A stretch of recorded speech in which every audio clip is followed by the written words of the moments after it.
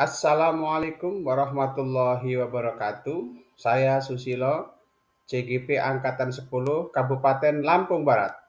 Dalam video ini saya akan menyampaikan aksi nyata modul 1.4 budaya positif. Berikut ini aksi nyata yang saya lakukan kepada guru-guru SMP 1 Atap 1 Bandar Negeri Suwoh. Selamat menyaksikan. Ya Wali, Assalamualaikum warahmatullahi wabarakatuh. Bapak Ibu SMP 1 Atap yang saya hormati, sekaligus ucapan selamat datang untuk Bu Sela yang hari ini secara tidak sengaja ada konsultasi hari kemarin, sehingganya kebetulan sekali pas nelpon pas saya butuh juga untuk melengkapi sekuat kira-kira gitu. Jadi sudah hadir hari ini biar kita cukup. Tak tahunya ada juga yang berhalangan dari kita. Tapi nggak apa-apa, alhamdulillah cukup. Sudah kita rencanakan atau saya rencanakan sesuai dengan program tahapan-tahapan calon guru penggerak bahwa di modul ini mau tidak mau saya harus aksi nyata. Inilah aksi nyata yang berjudul berbagai praktik baik atau budaya positif. Dalam bab 1.4 ini membahas masalah budaya positif. Kita sudah tahu bahwa budaya ya kebiasaan ya, yang namanya budaya atau apa ya, adat karena seperti itu. Nah, setiap sekolah sekarang dalam kurikulum Merdeka atau melalui agen pendidikan yaitu guru penggerak yang sekarang sedang diproses digalakan harus berbagi, harus bisa menyebarkan praktek baik atau budaya positif yang insya Allah akan saya paparkan meskipun nanti tidak gamblang secara langsung ya. Mudah-mudahan sedikit ada yang bisa dimengerti dari kita semua. Sebelum kita berbicara lebih lanjut, saya ucapkan saya ucapkan selamat mengikuti kegiatan yang saya selenggarakan karena memang ini adalah saya yang punya acara, tetapi tanpa adanya dukungan dari kita semua mungkin hal ini tidak akan berjalan. Jadi saya ucapkan terima kasih kepada Bapak Ibu yang sudah menyempatkan waktu untuk hadir dalam kegiatan ini. Sebelum kita membahas lebih jauh apa itu budaya positif, biar kita lebih konsentrasi, lebih tenang, mungkin lebih fresh. Marilah kita sama-sama berdoa agar apa yang kita laksanakan kegiatan ini ada manfaatnya untuk kita dan untuk sekolah kita. Amin. Berdoa, mulai.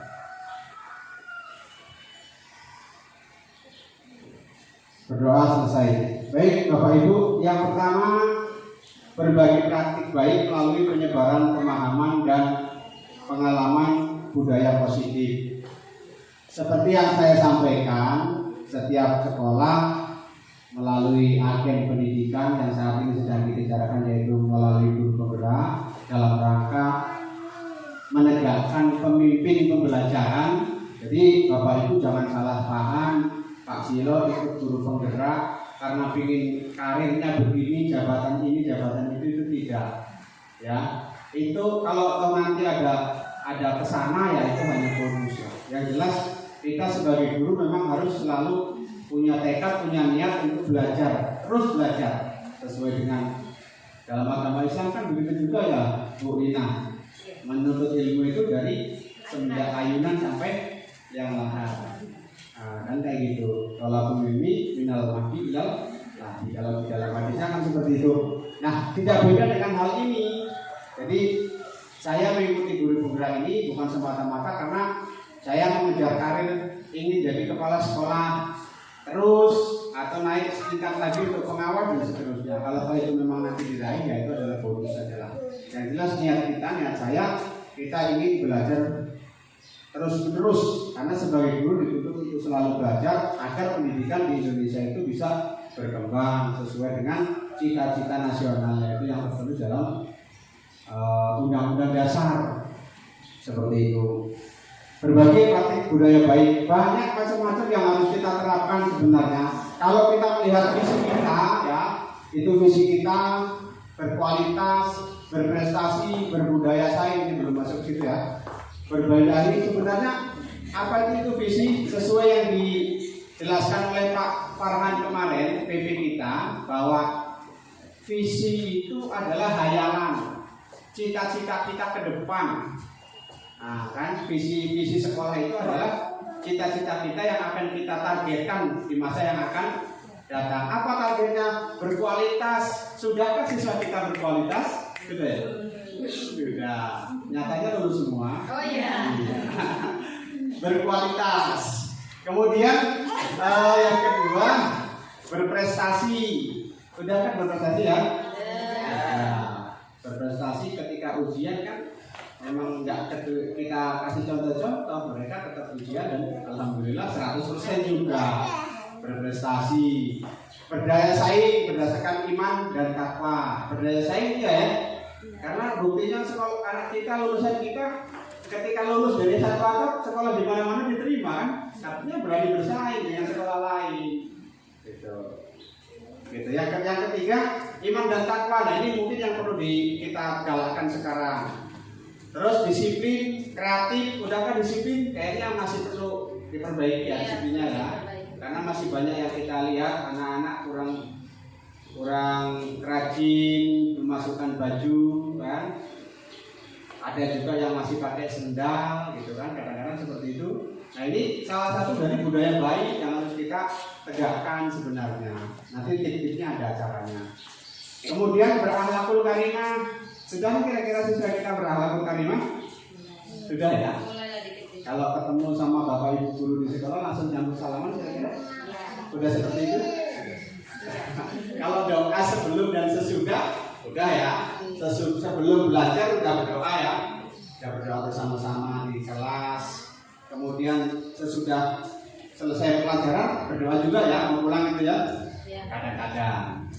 Tapi yang jelas masih banyak yang harus kita wujudkan. Seperti paling tidak kalau dulu pas saya awal-awal di sini kayaknya siswanya antusias ketika kita datang turun dari motor langsung lari mereka menyambut untuk berjabatan tangan. Kok sekarang tidak ada apa? Ya. Itu yang harus kita perbaiki. PR-nya ini Bu Rani sama Bu Ina ya, terutama sama PPKN-nya siapa ini? Pedika. Nah seperti itu ya, harus sering-sering tekankan seperti itu. Nanti ada bimbingannya, sekarang udah punya guru BK kita ya. Kolaborasi, kerjasama harus. Tapi kerjasama jangan hanya diandalkan kepada mereka, kita semua harus ikut berkolaborasi, kerjasama. Percuma saja kalau hanya 3 orang, yang lain masa bodoh, nggak bisa. Nah, seperti itu. Harus semua warga sekolah sama-sama punya tujuan itu kita tegakkan. Nah itu salah satu budaya baik yang ada kaitannya juga nanti ada profil pelajar Pancasila. Baik, selamat datang Bapak dan Ibu guru. Hebat. Kalau sudah masuk CGP tak hebat tangga ya guru hebat ya. Karena julukan CGP itu gurunya guru hebat. Guru hebat, mari belajar bersama dan berkolaborasi, saling mendukung demi mewujudkan budaya positif dalam dunia pendidikan yang sangat kita cintai, kan? Untuk mewujudkan apa yang kita cita-citakan, yang baik itu tertuang dalam visi maupun tidak, kebiasaan-kebiasaan baik yang akan kita wujudkan harus selalu berkolaborasi. Artinya kolaborasi itu kerjasama, semua pihak mendukung dan siap untuk mewujudkan itu. Jangan hanya menginginkan anak setiap kita datang disambut salaman yang ubres hanya guru agama yang nggak jadi ya. Semua harus ikut berkolaborasi, harus bekerja sama. Itu merupakan budaya positif atau praktik baik. Jadi harapan kita setelah adanya salah satu dari guru di SMP 1 Atap ini nanti jadi guru penggerak, tanggung jawab saya yang berat sekali ya. Paling tidak saya harus bisa menggerakkan semua elemen yang ada di 1 Atap ini agar apa yang kita cita-citakan untuk menuju budaya positif salah satunya harus terwujud, harus terlaksana. Makanya perlu kolaborasi, kerjasama dari semua pihak. Bukan hanya gurunya, tapi nanti melibatkan orang tua juga. Salah satunya budaya baik tidak bisa terlambat atau tidak boleh terlambat sekolah. Kalau orang tuanya masih nyuruh mengantarkan kopi ke warung misalnya ya. Kalau di sini kan sudah pasaran yang seperti itu. Saya kadang-kadang papasan di jalan ketemu salah satu siswa kita mau kemana? Pak, saya suruh jualin kopi dulu ke sana kan. Artinya tidak ada kolaborasi atau kerjasama dengan wali murid atau orang tua. Semua nanti akan kita upayakan agar bisa terwujud apa yang kita inginkan. Kolaborasi. Yang kedua, konsep utama modul budaya positif, perubahan paradigma belajar. Nah, paradigma belajar ini mungkin sudah pernah dengar atau yang lain juga pasti sudah pernah dengar. Perubahan paradigma belajar. Kalau sebelum adanya kurikulum merdeka atau bisa dibilang paradigma belajar yang kita ikuti saat ini harus kita tempuh adalah mengikuti nasihat Ki Hajar Dewantara. Siapa Ki Hajar Dewantara? Tokoh pendidikan nasional. Orang yang kita ikuti Ki Hajar Dewantara. Dalam lisannya itu ada kata-kata ing arso sundolodo ing marga mamungkaso tutsuri hayadayani. Nah situ, jadi ketika kita jadi guru ya harus bisa jadi contoh. Ya, di depan kita harus jadi contoh. Contoh seperti apa? Ya kalau kita nyuruh anak kita supaya salaman dengan kita, ya kita juga salaman sama aja begitu ya. Tapi kalau kita dalam kantor ini udah praktek salaman semua. Seperti itu.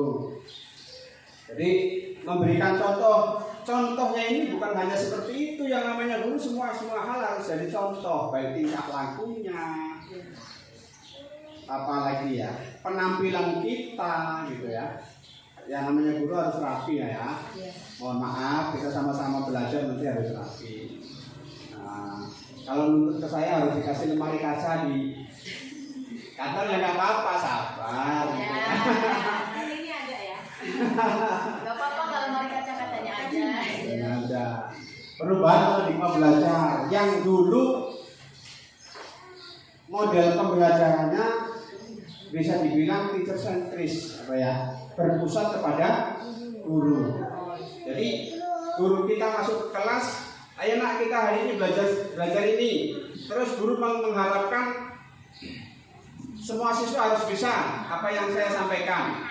Contoh belajar yang gampang kita contohkan ya. Misalnya kita belajar matematika Bu Kesi ya. Semua anak harus bisa selesai Pitagoras. Ya nggak bisa seperti itu kalau sekarang. Karena setiap siswa itu mempunyai kodrat. Ya kalau menurut Ki Hajar Dewantara, kodrat alam dan kodrat zaman. Kodrat alamiah, kodrat aslinya.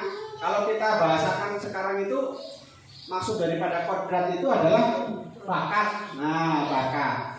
Jadi orang yang berbakat di matematik, walaupun dikasih contoh dikit langsung nyambung. Begitu juga sebaliknya, yang tidak berbakat walaupun kita pelototin, ibaratnya ya tidak nyambung karena dia mempunyai bakat yang lain. Nah itu seperti itu. Jadi tugas kita sebagai guru menurut Ki Hajar Dewantara paradigma belajar ini harus kita rubah. Kita tugasnya hanya menuntun agar kodrat mereka tumbuh dengan maksimal. Jadi tugas kita hanya membimbing, nggak perlu menekan setiap siswa harus bisa seperti apa yang saya inginkan. Bukan sih menginginkan matematika harus tuntas 100% bisa yang apa yang dicontohkan gitu, enggak. Bu Sinta mencontohkan setiap siswa harus bisa berbahasa Lampung, ya tidak bisa seperti itu ya. Iya, bahasa Lampung tidak bisa. Jadi paradigmanya kita tugasnya hanya menuntun. Diibaratkan petani itu yang bercocok tanam, biarkan mereka tumbuh sesuai dengan keasliannya. Pak Tani itu mempunyai banyak tanaman, tidak bisa alang-alang mau dirubah jadi padi atau sebaliknya kan seperti itu. Nah tugas kita hanya memupuk bakat mereka agar bisa ketemu. Nyambung ya Pak, Bapak Ibu ya semuanya. Ya. Tugas kita seperti itu. Itu paradigma belajar. Kemudian yang kedua disiplin positif. Disiplin positif itu ya banyak macam-macam lah. Tapi tidak bisa kalau zaman eranya sekarang tidak bisa pakai aturan yang pakai bahasa, bukan bahasa positif, bukan kata-kata positif. Jadi tidak ada kata-kata dengan misalnya tidak boleh terlambat, itu tidak ada sekarang. Tapi kalau tidak boleh terlambat itu lebih tepatnya membahasakan dengan kata-kata disiplin, gitu kan. Seperti itu. Nanti ada penjelasannya tersendiri kalau lebih dari waktu. Kita lanjut dulu. Nah, ini yang saya jelaskan tadi sudah saya jelaskan satu persatu, tapi di sini ketemu lagi ya. Pembelajaran dengan paradigma baru. Pembelajaran dengan paradigma baru ini berdasarkan prinsip pembelajaran yang terdiferensiasi. Macam-macam modelnya. Tidak boleh hanya satu model pembelajaran, gitu ya. Kalau misalnya anak ini maksud dengan ceramah, ya ceramah. Mungkin ada satu anak lagi model pembelajarannya harus praktek, ya praktek. Makanya diferensiasi. Guru itu harus mempunyai kreativitas model-model pembelajaran yang banyak. Itu diferensiasi. Sehingga setiap siswa belajar sesuai dengan kebutuhan dari tahap perkembangannya untuk mewujudkan pelajar yang berprofil pelajar Pancasila. Pusatnya dari model-model kegiatan pembelajaran itu nanti, cara-cara belajar itu adalah profil pelajar Pancasila. Apa itu profil Pancasila? Nanti ada tulisannya. Soalnya terus ya. Tulisannya seperti itu. Nah, ini dia profil pelajar Pancasila. Jika sudah memenuhi kriteria yang ada di tampilan tayangan ini, berarti dia sudah berprofil pelajar Pancasila. Pelajar Pancasila yang pertama, dari mana kita bacanya? Beriman kepada beriman bertakwa kepada Tuhan Yang Maha Esa dan berakhlak mulia. Kalau siswa yang kita didik sudah beriman, bertakwa kepada Tuhan Yang Maha Esa, itu berarti sudah mencirikan profil pelajar sebagian, tapi karena baru satu. Yang kedua mandiri. Mandiri itu seperti apa ya kira-kira ya? Mandiri sendiri. Bisa diandalkan ya. Mandiri itu bisa diandalkan, nah seperti itu. Punya gagasan ya. Setiap kita kasih tugas tidak harus kita jelaskan sampai habis apa yang kita punya gitu. Kerjakan secara mandiri gitu kan. Kemudian bernalar kritis. Bernalar kritis itu sering bertanya apa yang dia inginkan dalam hati dia, dalam otak dia, sering tanya kepada guru. Guru juga harus punya strategi ya. Saya yakin guru itu tidak semua menguasai, maka harus punya strategi. Kayak kemarin ada yang tanya ke saya, ya karena saya belum seberapa menguasai ya saya lemparkan dulu, siapa tahu Bu Rani bisa jawab misalnya kan gitu. Ada yang bisa jawab, gitu kan, strategi, salah satu strategi seperti itu. Bernalar kritis, artinya banyak ide yang harus di ini. Kemudian berkebinekaan global. Kalau berkebinekaan global itu gimana ya? Berwawasan luas, tidak memandang suku bangsa, semua dianggap saudara ya. Namanya bineka kan berbeda-beda tetap satu, semuanya dianggap sama. Jadi kita belajar itu tidak melihat kamu suku Lampung harus mendalami bahasa Lampung, itu tidak.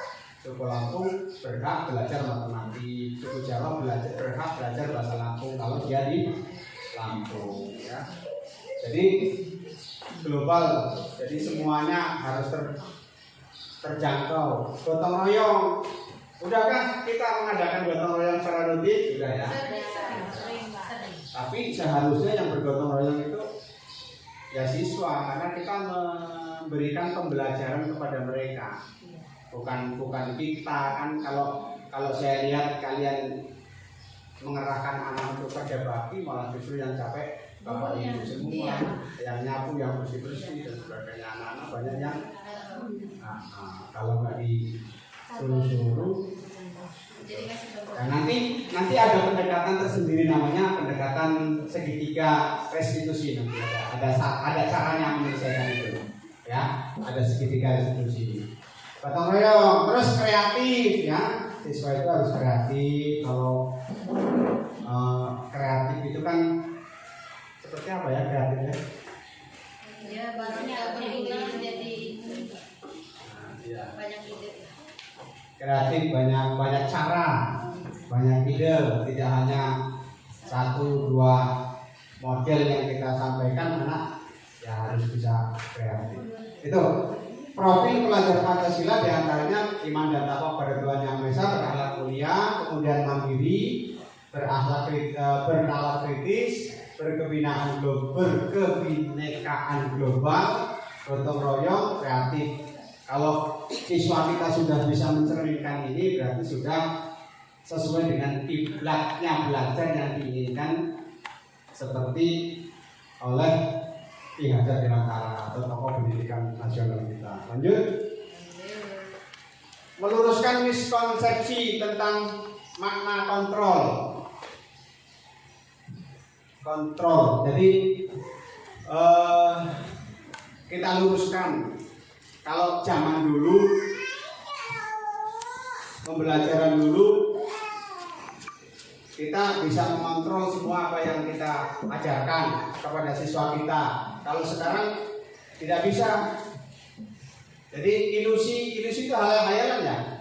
Menghayal guru bisa mengontrol murid, bisa nggak guru mengawasi murid setiap saat? Tidak bisa.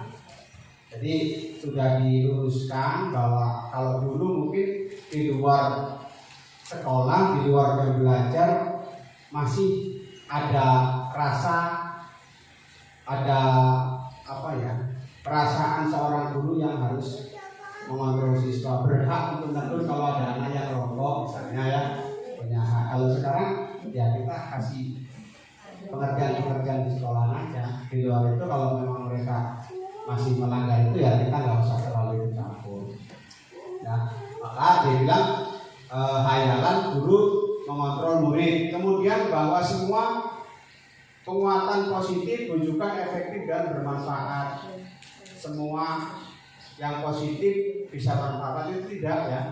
Semua apa yang kita berikan kepada siswa walaupun itu baik belum tentu diterima baik. Bermanfaat baik bagi siswa itu tidak, karena karakter siswa itu beda-beda. Gitu. Mau kita disiplin, tapi karena karakter siswa itu mungkin tidak bisa disiplin atau memang punya karakter tersendiri. Jadi apa yang kita berikan, apa yang kita nasihatkan kepada siswa belum tentu diterima baik oleh siswa. Itu hayalan. Yang kedua, ilusi bahwa kritik dan membuat murid merasa bersalah dapat menguatkan karakter. Kita kalau ada murid yang melanggar misalnya, kemudian kita kritik atau kita wejah lah seperti itu, sehingga murid merasa bersalah. Kira-kira bisa menguatkan karakter enggak? Orang udah salah ditambahkan semakin salah, tambah salah enggak ya? Ya, maka harus kita rubah. Seandainya ada anak yang salah, ya harus kita kuatkan, harus kita kembalikan lagi agar kesalahannya, agar dia kembali ke teman-temannya tidak merasa jadi orang yang salah. Gitu. Caranya ya pandai-pandai kita. Kalau ada murid yang melakukan kesalahan, tidak perlu kita buka-buka kesalahannya atau seperti itu ya. Kita jelaskan kepada teman-teman yang lain dan mereka dan dia langsung bahwa dia melakukan seperti itu ada alasannya, gitulah, ada alasannya. Jadi mereka nanti atau siswa yang bersalah itu nanti bisa kembali lebih kuat atau bisa memperbaiki kesalahannya tanpa merasa jadi orang yang sangat bersalah, gitu. Seperti itu. Susah seperti ya.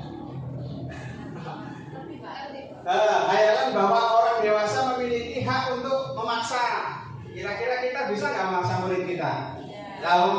Maaf yang udah punya anak ya. Anak kita kadang-kadang disuruh mandi aja kita nggak bisa maksa.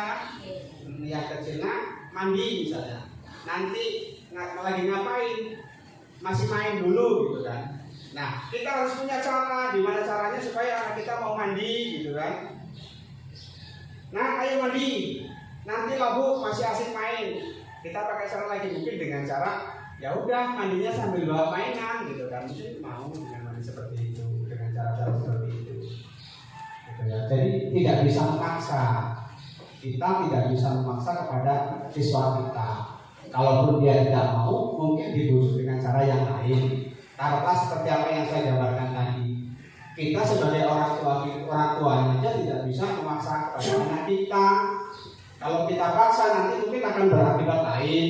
Maka kita bujuk dengan cara lain agar mereka tidak terasa, tapi apa yang kita inginkan terlaksana. Anak kita suruh mandi, ya udah mak, mandi sambil bawa mainan. Kita bisa kok mandi sambil mainan, gitu kan? Anak kita mandi, anak seneng, bersih. Apa yang kita inginkan anak kita mandi terlaksana, ya seperti itu. Jadi poinnya ya, nama kita orang tua, guru di sekolah tidak bisa memaksa kepada siswa untuk melakukan apa yang kita inginkan. Ngantuk Bapak Ibu? Kalau ngantuk kita ice breathing dulu. Ada yang mau ice breathing? Ada yang mau mencoba ice breathing? Kita bikin ketawa-ketawa dulu biar fresh. Kalau kemarin saya ngasih ice breathing, siapa yang sudah tahu ya? Oh, dunia bulan. Keluhnya dunia itu Bulan. bulan. Udah tahu semua. Yang belum tahu siapa ya? Saya. Yang belum ikut kemarin. Keluhnya dunia itu Bulan. bulan. Oh, kalau itu udah tahu lah, udah pada tahu. Nanti langsung jawab pintar-pintar. Sekarang ice breathing-nya ini lanjutkan apa yang saya omongkan. Misalnya saya ngomong, saya melaksanakan kegiatan ini dalam rangka melaksanakan tugas saya sebagai calon guru penggerak. Saya berhenti situ, saya lanjutkan Pak Dika misalnya, guru penggerak. Nah dari kata terakhir tapi yang diteruskan sampai ke bagian semua ya, siap ya sendirinya ya. Oke. Oke, nanti terserah tapi ke bagian semua misalnya. Biar nggak ngantuk, kita kan ngantuk. Dan dia udah pada mulai ngantuk karena lurus saja ya penjelasan saya. Makanya kita sedikit dulu biar nggak ngantuk. Konsentrasi ya. Saya awali ngomong apa mau siapa dulu? Bapak dulu. Saya dulu. Oke, saya ngomong dulu nanti. Saya nunjuk sembarang aja ya. Tinggal yang lain nanti yang penting semua kebagian. Ya, oke. Apa lagi? Apa ya? Saya ujian. Kayak ujian ini lebih nakal. Dari tadi pagi saya mencoba mempersiapkan segala sesuatu untuk mewujudkan, mensosialisasikan budaya positif kepada guru-guru di SMP 1 Atap agar guru-guru SMP 1 Atap bisa paham dengan budaya positif. Lanjutkan Pak Dika. Dengan budaya positif, kami sangat positif menerima materi yang dijelaskan oleh Bapak Susilo mulai pukul jam 9.00. Jam 9.00 adalah waktu saya untuk makan pagi. Kulina, makan pagi dengan Saya lanjut. makan pagi dengan menu yang sederhana.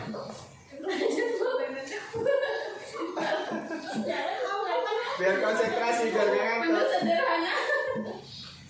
Ayo dari awali dari kata sederhana Bu Sita. Sederhana tetapi bermakna. Ayo Bu Rini. Ayo bermakna, kau bermakna. Bermakna. Sehingga menimbulkan makanan yang bergizi. Siapa yang kita ketawa intinya ini ketawa. Ada apa? Sehingga badan sehat, bugar. Ya, dengan badan sehat nanti kita dapat konsentrasi. Iya. Terus ke siapa Bukan? Ada ujungnya kok. Konsentrasi itu konsentrasi. Usaha.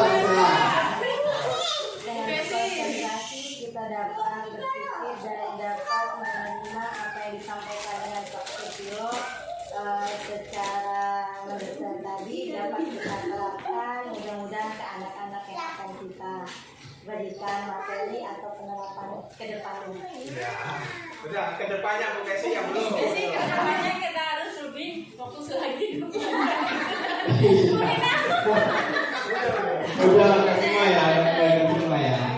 Ya, SDG itu nggak harus benar kata-katanya atau nggak harus. bisa kemana-mana. Yang penting kita membuat lucu, tertawa, nggak ngantuk lagi, bisa konsentrasi. Udah konsentrasi ya? Ya, masalah ilusi sudah. Nah, sekarang lanjut ke slide berikutnya, mengubah paradigma stimulus respon kepada teori kontrol. Ini dari kan kita membandingkan ya, budaya positif itu membandingkan kurikulum yang sebelumnya dengan yang sekarang. Kurikulum yang sebelumnya kalau memang masih bagus ya kita teruskan, yang belum bagus akan kita perbaiki, ditambah dengan yang akan kita terapkan. Mengubah paradigma stimulus respon kepada teori kontrol. Stimulus respon, realitas kebutuhan kita sama, kemudian kontrolnya realitas kebutuhan kita berbeda. Kalau dulu mungkin kebutuhan siswa itu bisa disamakan, ya, kebutuhan siswa itu disamakan. Kalau di sekolah kita mengadakan ekstrakurikuler pramuka, semua harus ikut pramuka dulu, ya. Tapi kalau sekarang realitas kebutuhan kita berbeda. Ekstrakurikulernya harus macam-macam. Yang tidak suka pramuka boleh ikut ekstra yang lain, gitu, beda. Tidak bisa dipaksakan untuk pramuka karena apa tadi, kodrat siswa itu beda-beda, bakat siswa itu beda-beda, gitu ya. Maka realita dulu stimulus responnya, dulu realita kebutuhan kita sama, kalau sekarang beda, harus dibedakan. Tidak bisa dipaksakan ya. Mbak Dika kemarin mungkin sangat susah jadi pembina pramuka, sudah diubah-ubah, bahasa Indonesia ubah-ubah, udah disuruh-suruh ya, semua udah bekerja sama nyuruh, tapi yang berangkat sedikit aja, nggak pernah ini ya, karena mungkin apa ya, sudah paradigma model belajar kita yang sudah berbeda, tidak seperti dulu. Kalau dulu kebutuhan itu bisa disamakan, ekstra satu pramuka semuanya diekstrakan untuk siswa wajib ikut, kalau sekarang tidak. Makanya ekstra semestinya seyogyanya itu harus banyak, ada ekstra olahraga, ekstra rohis, apa itu rohis berani? Ya, ekstra keagamaan, nah semacam-macam itu ya. Nah, jadi ada ya, kalau murid kita 34 mungkin dua-dua lah minatnya. Semua orang melihat hal yang sama. Setiap orang memiliki gambaran beda. Kalau dulu menganggap bahwa kalau tingkat SMP ya harus targetnya ini gitu ya. Targetnya kalau SD kan kelas 1 dan kelas 2 SD kan membaca dan menulis targetnya. Kalau SMP mungkin lebih, SMP apa ya? Ya, semua orang melihat hal yang sama. Setiap orang kalau sekarang beda. Kalau dulu target SMP misalnya harus menguasai suatu ilmu yang tahap SMP. Taruhlah kalau bahasa Indonesia mungkin bisa membuat laporan ilmiah, taruhlah seperti itu kalau SMP targetnya. Nah, sekarang tidak bisa memaksakan bahwa setiap anak bisa membuat laporan ilmiah, targetnya seperti itu. Semua orang melihat hal yang sama, sekarang tidak. Artinya kita mencoba mengubah orang agar berpandangan sama dengan kita. Bisa nggak kita kira-kira orang biar sama pendapatnya dengan kita? Tidak bisa. Orang satu rumah, yang satu keluarga, satu anak kita aja beda-beda ya. Yang sudah punya anak, tapi kalau yang belum punya anak yang belum tahu. Ya. Kalau udah kayak saya udah 2, udah gede-gede ya tahu. Anak yang pertama sama yang kedua karakternya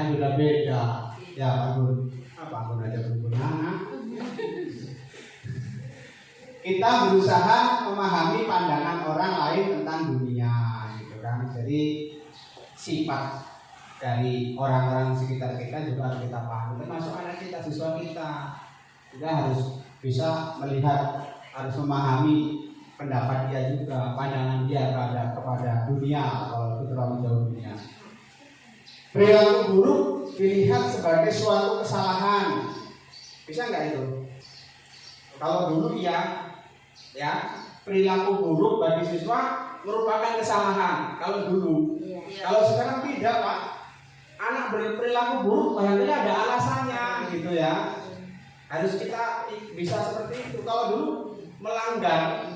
anak itu melanggar aturan, mungkin bertindak bawa tuding apa zaman dulu, sabet pantatnya, tapi nggak ada yang protes. Kalau sekarang cuma dijubit, orang tuanya datang. Makanya dirubah paradigmanya, perilaku buruk dilihat sebagai suatu kesalahan. Kalau dulu, kalau sekarang semua perilaku memiliki tujuan. Anak yang berperilaku jelek atau nakal ya, taruhlah anak nakal dan anak yang tidak nakal, itu mungkin mereka punya alasan. Kenapa kamu nakal? Nah, guru tugasnya seperti itu. Kok kamu berani-beraninya berbuat seperti ini, gitu kan? Apa yang kamu inginkan? Mungkin dengan tanya seperti itu mereka akan bercerita. Nah, kita harus bisa menemukan solusinya. Ya. Kalau dulu yang sudah berperilaku buruk ya sudah salah, melanggar hukum, melanggar aturan. Kalau sekarang tidak, bahkan dia itu berbuat buruk atau jelek, nakal, mungkin karena ada tujuannya yang ingin dicapai, gitu kan. Makanya semua perilaku memiliki tujuan. Orang lain bisa mengontrol saya. Kalau dulu ya orang lain bisa ngatur saya. Kalau sekarang kan tidak, hanya Anda yang bisa mengontrol diri Anda. Saya mau mengajar model ini atau tidak itu tergantung saya, gitulah, kalau seperti itu. Kalau memang kita punya sama-sama berniat untuk mencerdaskan anak, biar anak itu bisa berkembang kodratnya, bakatnya, ya mungkin kita terpanggil sendiri, tidak harus saya paksakan, Bu, ngajarnya harus seperti ini, nggak bisa seperti itu ya. Makanya orang lain bisa menurut saya. Kalau dulu targetnya seperti ini, matematik harus bisa semua Kesi misalnya. Pythagoras harus tuntas isi kelas itu bisa semua. Kalau sekarang tidak bisa dikontrol seperti itu ya. Saya bisa mengontrol orang lain, Anda tidak bisa mengontrol orang lain ya. Itu udah dibedakan antara kemudian ya. Terus pemaksaan pada saat bujukan gagal. Jadi kalau zaman dulu kalau membujuk orang itu sudah nggak mau, berarti langkah berikutnya maksa, gitu kan. Nah, kamu mau nggak beli sepatu saya? Nggak, karena ada alasan tertentu. Ya udah, kalau nggak mau, awas kamu kalau lewat. Nah, itu maksa ya, seperti itu kalau zaman dulu. Kalau sekarang tidak. Jadi kalau membujuk pemaksaan ada pada saat bujukan gagal. Jadi tanda tindakannya kalau zaman dulu seperti itu. Kalau membujuk sudah tidak berhasil ya dipaksa. Tapi kalau sekarang nggak bisa, harus bekerja sama, kolaborasi dan konsensus menciptakan pilihan-pilihan baru. Kolaborasi itu kerjasama, berdiskusi. Barangkali tidak mau apa yang kita tawarkan, dia mempunyai strategi yang berbeda, yang baru, gitu kan, seperti itu. Kalau yang terus selanjutnya model berpikir menang kalah. Yang sekarang model berpikir menang-menang. Karena siswa itu punya pendapat masing-masing. Jadi tidak bisa, makanya sekarang tidak ada ranking-rankingan ya. Di rapat tidak ada ranking ya. Nah, ada seperti itu. Karena sudah mulai mengarah ke kurikulum merdeka. Bahkan malah K13 kemarin sudah tidak ada lagi ya ranking-rankingnya. Ya, karena seperti itu, jadi tidak ada yang dianggap pinter atau dianggap tidak pinter atau goblok gitu. Karena kayak tadi kembalinya, setiap siswa itu mempunyai bakat masing-masing. Bakatnya beda-beda. Kita hanya menuntut. Kita lanjut. Disiplin positif. Kita baca ya. Disiplin dimaknai dengan kalau tidak baca ini misalnya disiplin itu kita maknai apa dulu ya? Teman-teman. Taat terhadap. Ya. Ya udahlah lanjut aja. Disiplin dimaknai menjadi sesuatu yang dilakukan pada orang lain untuk mendapatkan kepatuhan dan sering dihubungkan dengan tata tertib, teratur dan patuh pada peraturannya. Benar ya. Kalau dulu disiplin itu patuh terhadap peraturan. Jadi aturan masuk jam 7.30, sekarang ya kalau masuk jam 7.30 ya jam 7.30 itu sudah masuk. Itu namanya disiplin. Nanti beda lagi nanti yang disiplin itu. Jadi pelaksanaannya kita wujudkan disiplin karena kita mentaati aturan gitu aja lah. Enaknya ngomong. Kalau zaman dulunya. Terus lebih ke depannya lagi menurut Ki Hajar Dewantara, menurut Ki Hajar Dewantara, untuk mencapai kemerdekaan dalam konteks pendidikan kita saat ini harus memiliki disiplin diri yang memiliki motivasi internal, artinya sikap bertanggung jawab dan menghargai diri sendiri atas tindakan yang dilakukan yang mengacu pada nilai-nilai yang kita hargai. Kalau menurut pendapat Ki Hajar Dewantara, yang namanya disiplin itu karena dorongan dari hati kita. Kalau dulu kan disiplin itu mematuhi peraturan, entah siapa yang bikin peraturan. Kalau kita sudah menemati peraturan itu disiplin. Tapi kalau pendapat Pak Ki Hajar Dewantara bahwa disiplin itu apa tadi, dorongan dari hati kita. Untuk apa sih sebenarnya kita itu datang lebih pagi, tujuannya apa? Karena ada dorongan dari kita agar kita bisa menyampaikan pelajaran utuh tanpa terpotong waktu sedikit pun, misalnya kan. Kita punya hati kita tergerak untuk melaksanakan disiplin itu. Yang lebih bagus lagi, sebagai pendidik, tugas kita adalah menciptakan anak-anak yang memiliki disiplin diri sehingga mereka bisa berperilaku dengan nilai kebajikan universal dan memiliki motivasi intrinsik bukan ekstrinsik. Kita tugasnya sebagai guru membuat siswa untuk disiplin bukan karena ditakut-takuti oleh kita, maksudnya loh, gitu ya. Gimana caranya siswa kita itu bisa disiplin? Misalnya disiplin datang lebih pagi, datang tepat waktu. Tapi bukan karena takut dengan adanya Bu Rini misalnya. Takut kalau dulu Pak Versa ya. Kalau Pak Versa datang semua masuk bajunya, semua tanpa dilihat-lihat, tanpa ditegur dan sebagainya. Kalau ada Pak Versa udah cepet-cepet masuk. Nah itu kan ekstrinsik ya, dorongan dari luar karena Pak Versa. Nah tugas kita sekarang di kurikulum Merdeka, gimana caranya agar anak itu tanpa ditakut-takuti oleh siapapun, tapi punya keinginan untuk keinginan sendiri untuk selalu disiplin, baju selalu masuk gitu loh. Gimana caranya ya kira-kira ya? Ini kemauan dari kurikulum kita ke depan seperti itu. Aduh, sangat rumit kalau gitu ya. Sangat sulit. Jadi untuk menegakkan disiplin oleh setiap siswa itu terdorong dari keinginan dia sendiri, terdorong oleh keinginan dia sendiri. Coba kalau saya praktekkan ke hal yang lain. Kenapa kok kita kalau naik motor di aspal harus pakai helm? Untuk keselamatan. Karena untuk keselamatannya, bukan takut karena polisi kan?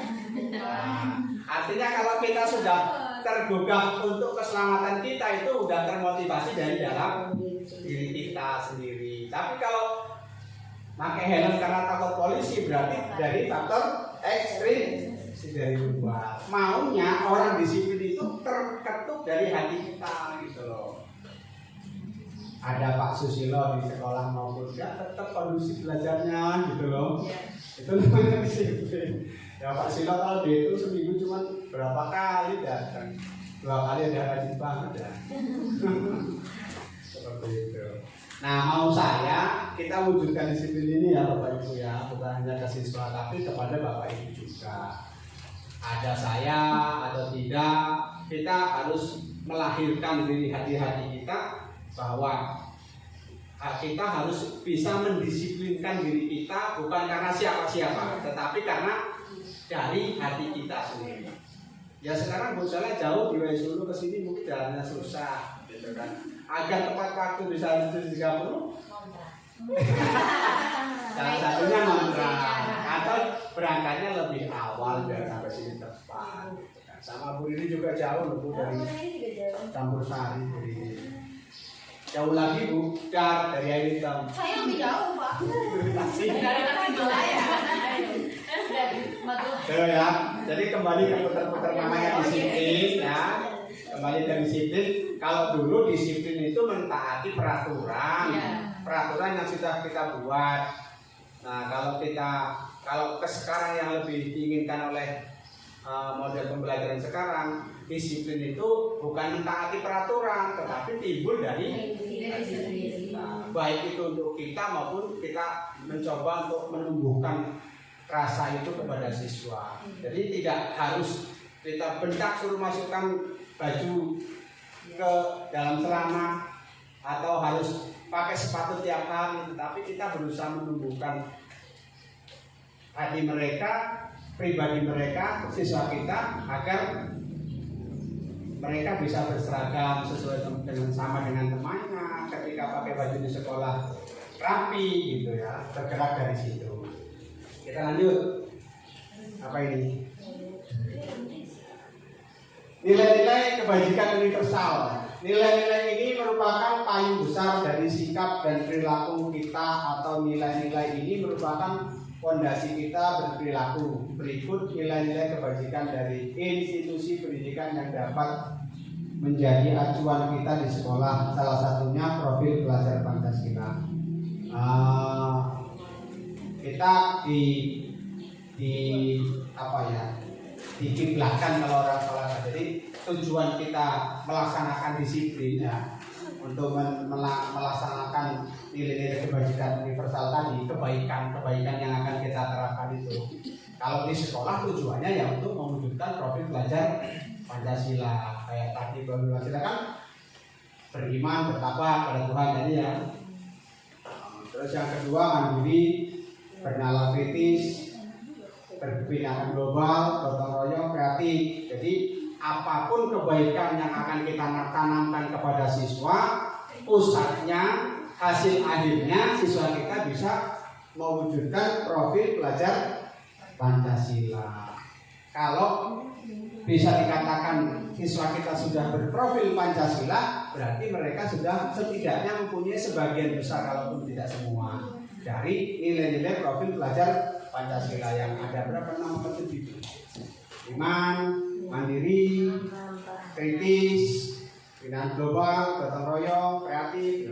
Kalau sudah bisa mewujudkan 4 saja, sudah bisa dibilang ya lumayan lah, sudah bisa sedikit mewujudkan profil pelajar Pancasila. Jadi boleh sebenarnya pakai HP, tapi ya bisa. Yang penting tujuannya ke arah sini, kegiatan belajar kita arahnya.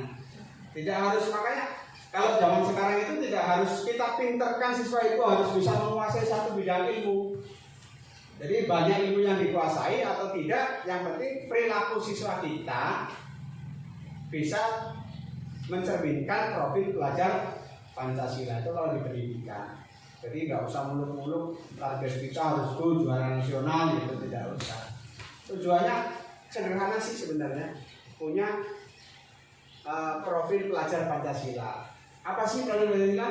Ya ini, kalau siswa kita lulus sudah menguasai sebagian dari nilai-nilai kebajikan universal profil Pancasila, ya ini. Iman takwanya, mau pelajaran agama, PKN, nanti dibimbing juga dengan bimbingan konselingnya, kemudian mandiri.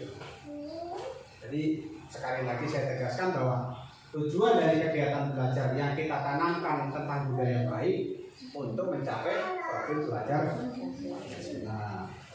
Apa ini? Sila-sila. Nilai kebajikan universal sampai 9 pilar karakter Indonesia. Wah, itu bacaan Inggris. Ini yang kalah.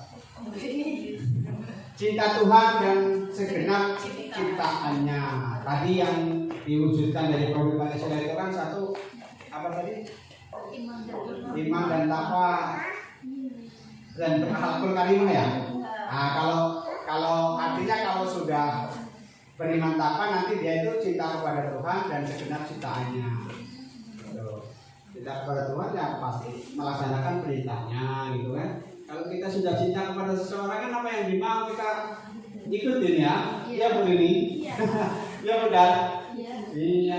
Iya benar ya. Nah, kayaknya kalau kita sudah cinta kepada seseorang ya Ya begini. itu Pak Dika. Siapa ya Pak? Iya. Iya Pak. Sudah mandiri tanggung jawab gitu diantaranya. Ini 9 pilar ini ya dari profil pelajar Pancasila kita jabarkan di sini lah ya. Udah punya sifat jujur, hormat dan santun kepada siswanya sendiri, kepada gurunya. Hormat dan santun ya kayak tadi kita wujudkan dengan paling tidak dengan guru ya nyapa lah. Ketika guru datang paling tidak nyambut salaman, gitu kan? Dan macam-macam sampai ke bawah. Kita udah hampir. Gak usah lama-lama, kalau yang mau dijelaskan banyak tapi kan butuh waktunya sejam aja. Motivasi perilaku manusia. Kita tergerak ingin melaksanakan sesuatu itu sebenarnya apa sih motivasinya, dorongan dari hati kita sih? Mari kita tanyakan kepada diri kita, bagaimana kita berperilaku, mengapa kita melakukan sesuatu karena adanya dorongan dari lingkungan atau ada dorongan yang lain. Terkadang kita melakukan sesuatu karena kita menghindari rasa sakit atau ketidaknyamanan untuk mendapat hadiah. Jadi perilaku yang kita laksanakan itu, keinginan kalimat ini sebenarnya apa yang kita lakukan jangan karena diiming-imingi oleh hadiah, jangan karena nggak enak dengan orang gitu, maksudnya seperti itu. Tapi termotivasi kembali ke tadi, termotivasi dari diri kita. Kita mau rajin ibadah ya karena kita kepingin taat kepada Tuhan gitu aja lah. Bukan karena rajin ibadah biar mertua saya yang lihat misalnya gitu enggak. Ya. Seperti itu modelnya. Ini tahapan-tahapannya. Jadi motivasi perilaku manusia. Yang pertama untuk menghindari ketidaknyamanan atau hukuman. Kita kadang-kadang melakukan sesuatu itu biar punya rasa nyaman. Contoh begini, kita sekolahnya sesuai dengan jadwal rajin terus, biar punya nyaman, biar Pak Susilo sebagai kepala sekolah tidak negur saya langsung, artinya kita jadi nyaman gitu kan. Biasanya orang berperilaku rajin kalau dari orang dari luar ya biar nyaman lah gitu aja. Yang kedua untuk mendapat imbalan atau hadiah. Kan ada juga sih anak-anak yang rajin betul. Karena kita sudah terbiasa dengan hadiah, misalnya, oh kamu berangkatnya kok gak pagi terus, ini tak kasih bintang 5 misalnya. Oh kamu berangkatnya kok selalu tepat waktu, ini tak kasih apalah yang biar mereka tambah semangat itu sebenarnya tidak bisa. Jadi motivasi yang pas ya dari hati kita. Ya ini yang pas, motivasi perilaku kita yaitu untuk menjadi orang yang mereka inginkan dan menghargai diri sendiri dengan nilai-nilai yang mereka percaya. Jadi motivasi perilaku kita ya sesuai dengan aturan. Kemudian memang tanggung jawab kita yang jelas kayak gitu ya, nilai-nilai yang menghargai diri kita sendiri, keinginan kita gitu ya. Jadi kita mau apapun ya karena menjadi orang yang mereka inginkan, artinya taat kepada aturan, taat kepada yang Maha Kuasa kalau itu beribadah dan untuk menghargai diri kita sendiri.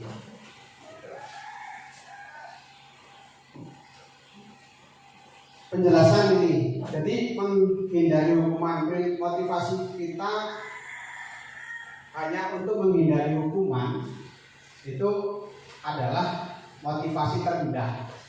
Jadi kalau kita berbuat kok hanya untuk mencari kenyamanan, untuk menghindari hukuman itu adalah motivasi terendah. Ya, motivasi terendah. Kemudian untuk mendapat hadiah, untuk mendapat imbalan atau hadiah berupa imbalan dari orang lain, satu tingkat di atas motivasi yang pertama. Artinya tadi apa? Untuk mendapat rasa nyaman, akan bertanya apa yang akan saya dapatkan apabila saya melakukannya. Jadi kita sudah harus dijelasin untuk apalah, dapat apa enggak. Kan ada sih biasanya seperti itu ya. Sudah rajin, setiap jam mengajar kita selalu berangkat tepat waktu. Gitu. Tapi kalau kita semata-mata apa yang kita lakukan hanya dari dorongan dari hati kita, semata-mata keikhlasan hati kita, yang mudah-mudahan itu akan terus. Ini kalau memang menghargai diri kita, gitu kan. Yang terakhir, ini adalah motivasi yang akan membuat seorang memiliki disiplin positif, karena individu ini ingin menjadi orang yang melakukan nilai-nilai yang mereka yakini. Jadi kita itu disiplin karena punya motivasi ingin menegakkan disiplin positif, ya. Ingin menjadi orang yang melakukan nilai-nilai yang mereka yakini. Jadi kalau kita rajin, kalau kita datang tepat waktu, disiplin, ya karena dorongan dari kita, karena memang perilaku itu adalah baik sesuai dengan nilai-nilai yang baik yang kita yakini gitu. Bukan karena disiplin itu karena ada yang ditakuti, karena ada hadiah dan sebagainya. Itu yang dimaksud dengan disiplin positif. Jadi kita tergerak karena adanya dorongan dari dalam diri kita, bukan karena ada iming-iming hadiah, ada iming-iming apalagi yang tadi yang kedua itu. Tapi semata-mata kita termotivasi karena adanya disiplin positif yang ingin menjadi orang yang melakukan nilai-nilai, karena ada yang kita inginkan dari kedisiplinan itu. Keyakinan kelas ini kalau kita tadi tidak, yang di depan kan tidak bisa memakai bahasa yang tidak positif ya. Apa sih bahasa yang tidak positif? Bahasa yang negatif ya. Pakai kata-kata tidak boleh gitu ya. Tidak boleh kalimat negatif, kalimat positif, tetapi lebih ke apa ya? Lebih ke bahasa yang lebih banyak. Nanti akan saya ambilkan dulu di contoh keyakinan kelas di PPT yang lain.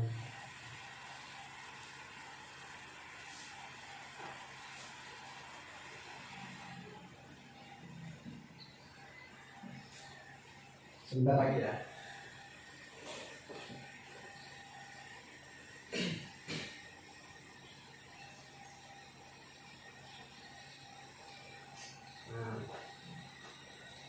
Ini contoh-contoh keyakinan kelas. Kenapa sih kok di kelas itu tidak boleh untuk sekarang dibikin peraturan kelas, tetapi lebih ke istilah keyakinan kelas? Karena biasanya apa yang diyakini oleh seseorang, hatinya akan tergerak untuk melaksanakan. Contoh keyakinan kita terhadap agama kita lah. Nah, kalau kita sudah yakin bahwa sholat itu merupakan perintah dari Allah, kan kita yakin itu kan, otomatis kita akan melaksanakan keyakinan itu. Nah, kalau dalam peraturannya ditulis selalu kembalikan buku ke tempatnya, itu kalau sekarang tidak bisa, tetapi lebih ke arah tanggung jawab. Artinya kalau sudah mengembalikan buku berarti siswa itu sudah tanggung jawab. Dilarang mengganggu orang lain. Artinya kalau nggak mengganggu orang lain berarti menghormati orang lain. Keyakinan kelas seperti itu. Kan ada sih anak-anak kadang-kadang kita masih belajar malah ngobrol sendiri, atau mainan hal yang lain gitu, nggak memperhatikan, nah itu namanya tidak menghormati orang lain. Bukan kita yang terganggu, teman sebelahnya pun kadang terganggu gitu ya. Ini siswa sama-sama siswa, satu memperhatikan apa yang kita jelaskan, yang satu ribut berisik mainan yang lain, nah itu kan artinya tidak menghormati orang lain, tidak menghormati guru juga teman di sebelahnya, gitu seperti itu. Maka kalau dalam keyakinan kelas ya yang ditulis namanya orang reseh mainan sendiri tidak menghargai guru, ya lebih tepatnya kalau keyakinan kelas ditulis dengan menghormati orang lain. Kalau dulu peraturan hadir di sekolah 15 menit sebelum pelajaran dimulai, menghormati orang lain, komitmen ya. Kalau misalnya hadir tepat waktu ya komitmennya segitu, jam 7.30 ya sudah komitmen kita. Dilarang melakukan kekerasan, keyakinan kelasnya ya keselamatan. Artinya kalau kekerasan itu seperti berantem atau bully gitu kan, untuk menghormati orang lain juga ya keselamatan juga. Memakai masker kalau dulu pas lagi COVID ya untuk keselamatan, sama dengan tadi pakai helm ya untuk keselamatan, bukan karena takut dengan polisi. Bergantian atau menunggu giliran ngantri ya, bersabar gitu lah ya. Memang susah Bapak Ibu untuk memahami kata-kata seperti ini. Kalau siswa malah justru saya cocok yang peraturan. Kalau keyakinan susah, dilarang merokok di sekolah atau lingkungannya misalnya, malah lebih maksud itu daripada menghormati orang lain. Artinya orang lain kalau dilarang merokok itu keyakinannya apa kira-kira? Apa ya? Kesehatan ya. Tapi itu jadi kebutuhan Pak. Dilarang merokok, berarti menghargai orang lain. Mungkin ada teman kita yang tidak merokok, atau ada guru kita yang tidak merokok gitu kan. Ada juga peraturannya. Tapi kalau anak lebih maksud kata-kata dilarang merokok ya, daripada menghormati orang lain gitu kan. Padahal isi dari menghormati orang lain kan ya salah satunya dilarang merokok, dilarang ribut, dilarang mainan ketika belajar, itu kan menghormati orang lain. Kembali ke yang tadi,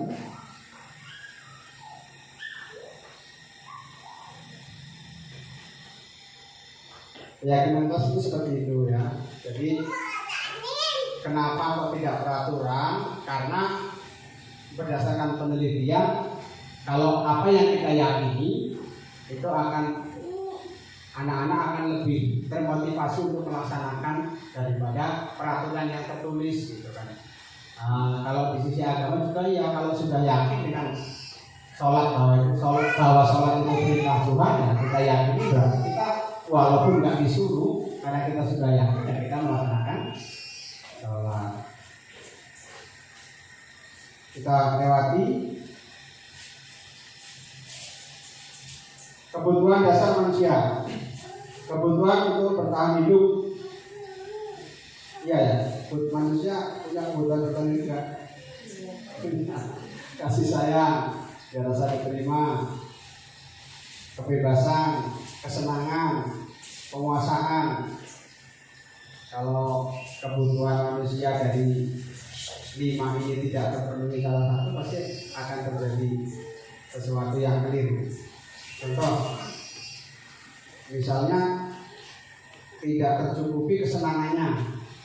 Misalnya anak itu kalau masih umuran anak-anak, kalau saatnya senang, saatnya main HP kok dilarang ya, atau tidak boleh main HP, pasti ya akan ada sesuatu yang dilanggar, pasti seperti itu. Gitu ya. Oleh karenanya dari survei, dari penelitian bahwa ada 5 kebutuhan dasar manusia, 5 ini semestinya harus dicukupi. Kalau salah satu dari 5 ini tidak dicukupi, pasti akan ada pelanggaran yang dilakukan oleh seseorang atau anak. Gitu ya. Kebutuhan hidup, kemudian kasih sayang dan rasa diterima, kebebasan, kesenangan, penguasaan. Saya ke ini aja lah, ke segitiga restitusi karena waktunya sudah lewat ya.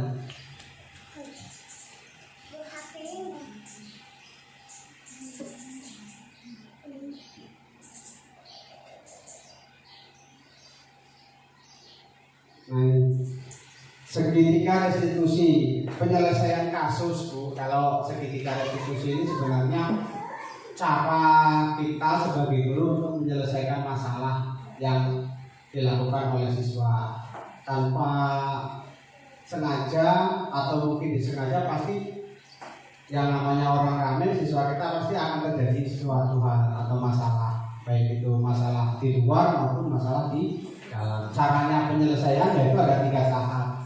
Segitiga restitusi yang pertama validasi kebutuhan. Kita ditanya dulu anak itu kalau kebetulan anak itu bersalah, kesalahannya apa aja lah.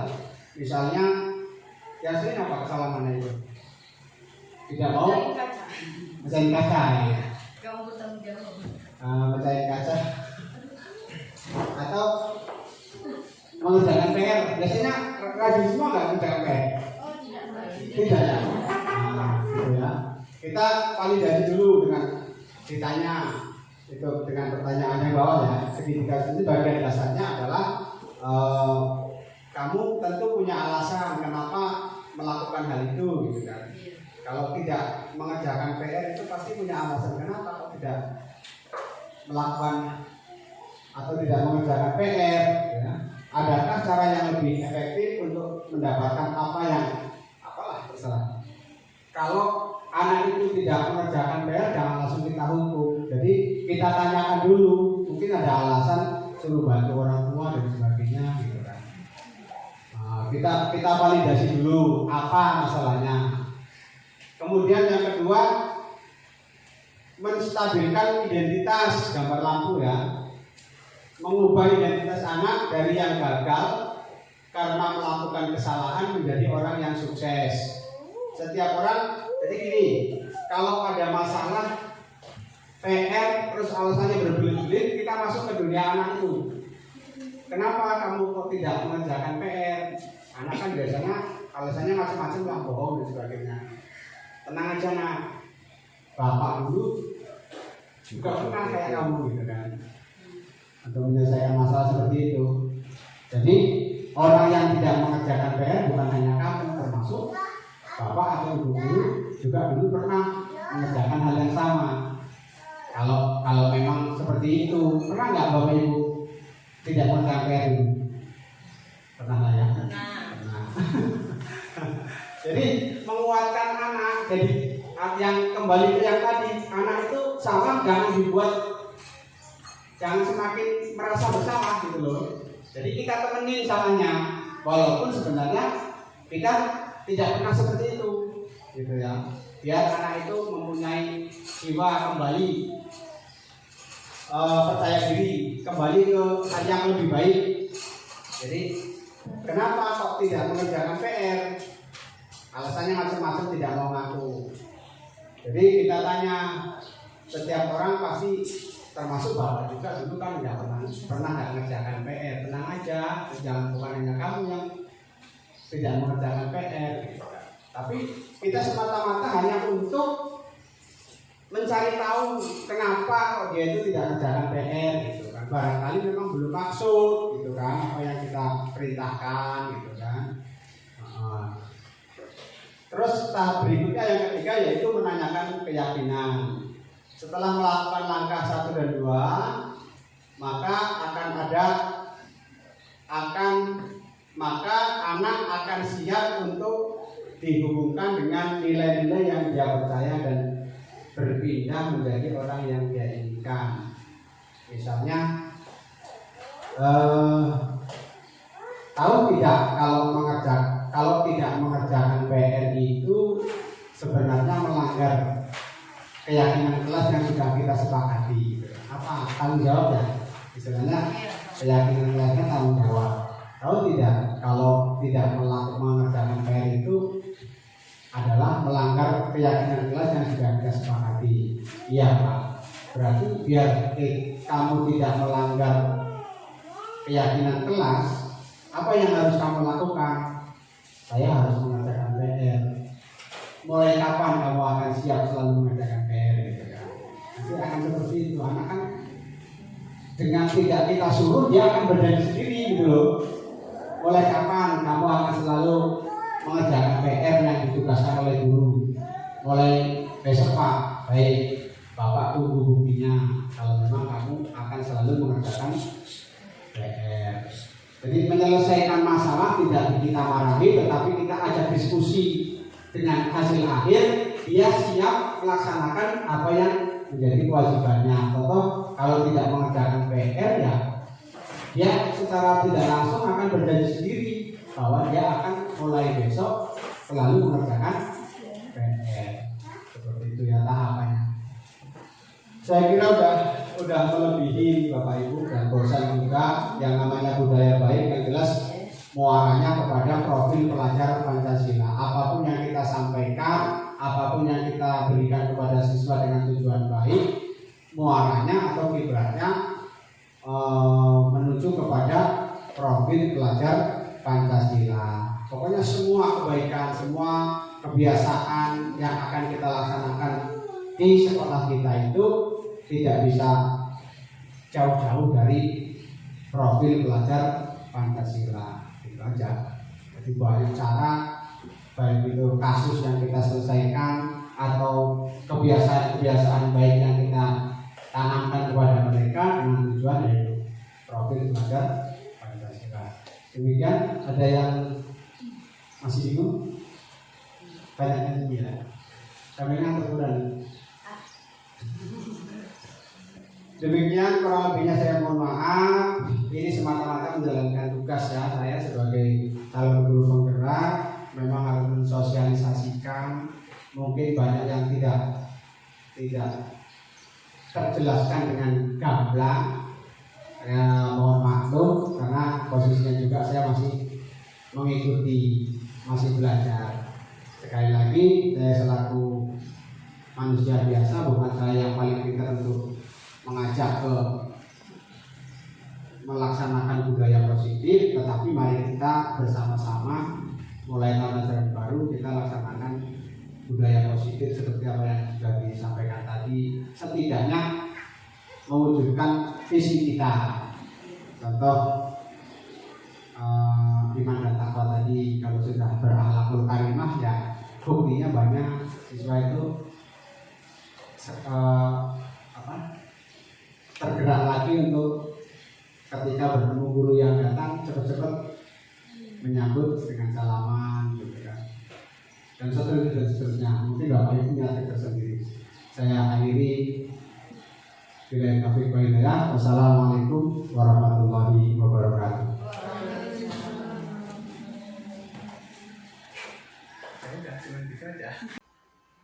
Demikian aksi nyata ini kami sampaikan terima kasih dan wassalamualaikum warahmatullahi wabarakatuh.